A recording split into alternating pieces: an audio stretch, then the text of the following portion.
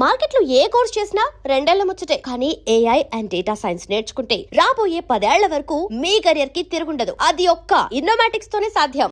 So అప్పటి super stars, great actors Chiranjeevi గారు, వెంకటేష్ గారు, నాగార్జున గారు, బాలకృష్ణ గారు, వీళ్ళ నలుగురితో మీరు సినిమాలు చేశారు. ఎస్పెషల్లీ బాలకృష్ణ గారితో అయితే మీకు అద్భుతమైన అనుబంధం ఉంది. మీరు ఇద్దరు బ్రదర్స్ లాగా ఉంటారనుకున్నాను నేను. సోదరులాగే ఉంటారంట. రామకృష్ణ బాలకృష్ణ అంటుంటాడు ఆయన. అండ్ మీ కాంబినేషన్లో వచ్చిన సినిమాలు కూడా అన్నీ మాతో స్టార్ట్ అవుతాయి. మంగమ్మ గారు మనవడు, ముద్దుల మావయ్య, ముద్దుల కృష్ణయ్య, ముద్దుల కృష్ణ కదండి, ముద్దుల కృష్ణ, యా. ముద్దుల మేనల్లుడు, yeah. And all of them are very sentimental films. అయితే ఒక సినిమాలోనే ఎందులోనో మీరు బాలకృష్ణ గారిని రాముడు కృష్ణుడు ఇద్దరులాగా చూపించాలనుకున్నారండి. మంగమ్మ గారి మనవడు ఫస్ట్ పిక్చర్. మంగమ్మ గారి మనవడులో పాట ఉంటుంది. పాటలో రాముడు వేనివని, సుహాసిని, కృష్ణుడు వేనివని ఒక లైన్ ఉంటే నారాయణ రెడ్డి గారు బాగా రాశారు. దాన్ని రాస్తే నేను గోపాలరెడ్డి గారికి చెప్పా, ఏమండి ఇందులో అప్పుడు అన్న ఐడియా ఏంటంటే రామారావు గారు క్లిప్పింగ్స్ చేద్దామని.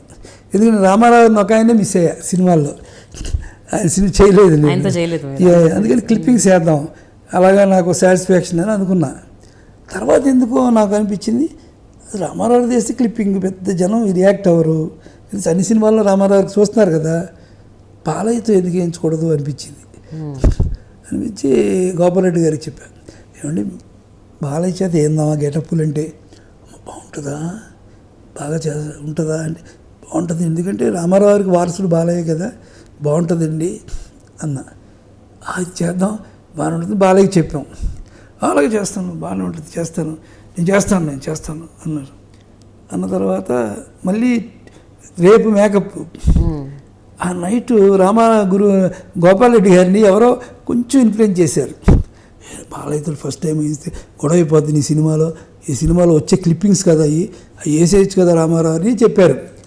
చెప్పిన వెంటనే ఆయనకి కొంచెం టెన్షన్ వచ్చి ఈవినింగ్ ఈ టైంకి, రామకృష్ణ బాలయ్యతో వేస్తే కష్టమేమో, ఫస్ట్ అనుకున్నట్టు రామారావు క్లిప్పింగ్లో వేద్దాం మనం, నా మాటిని రామకృష్ణ, అందరూ చెప్తున్నారు ఇలాగా అన్నారు.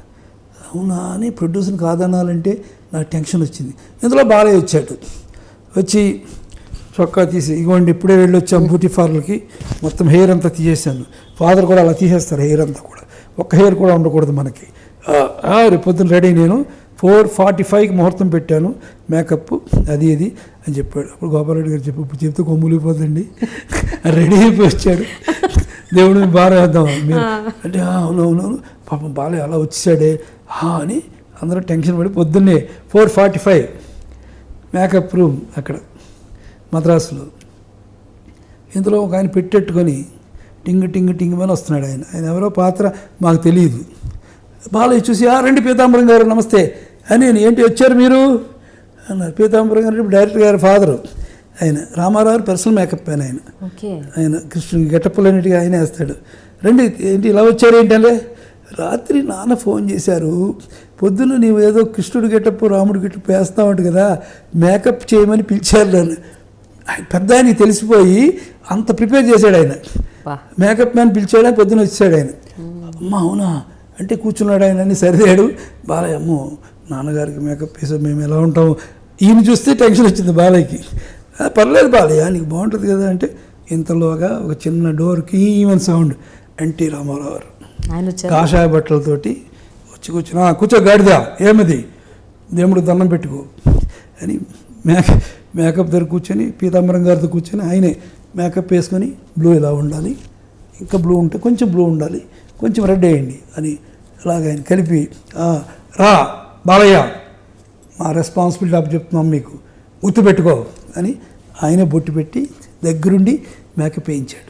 అది ఫస్ట్ టైం అండి ఆయన రాముడుగా కృష్ణుడుగా ఫస్ట్ టైం కదా. ఓకే, ఫస్ట్ టైం నాకు జీవితంలో మిగిలిపోయిన థ్రిల్ అది.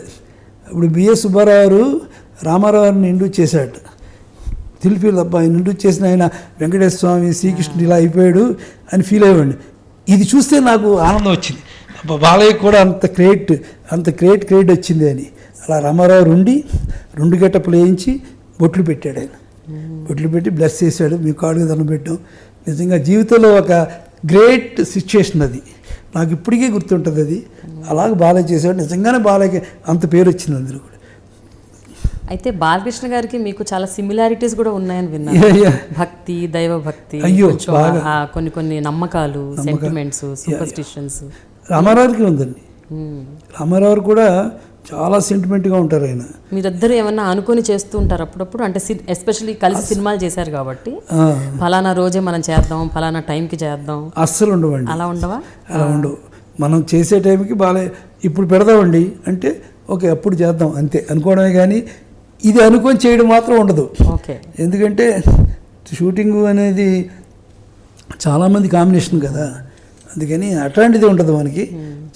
ఇంకోటి అండి, ఈ నమ్మకాలకి వీటికి మన ప్రాధాన్యత ఇచ్చేటప్పుడు దాని మీద గ్రిప్ కూడా మనకు ఉండాలి. ఓకే. రామారావు నమ్మకం ఉండాలి కానీ మూఢ నమ్మకం ఉండకూడదు. గ్రిప్ ఉండాలి. ఓకే. రామారావు గారు ఎప్పుడు కూడా ఆయనతో అసిస్టెంట్గా పనిచేశాను నేను. ఇది గురుగారిది మనుషులంతా ఒకటి సినిమా అంతా కూడా 2 years ఆయనతోటి.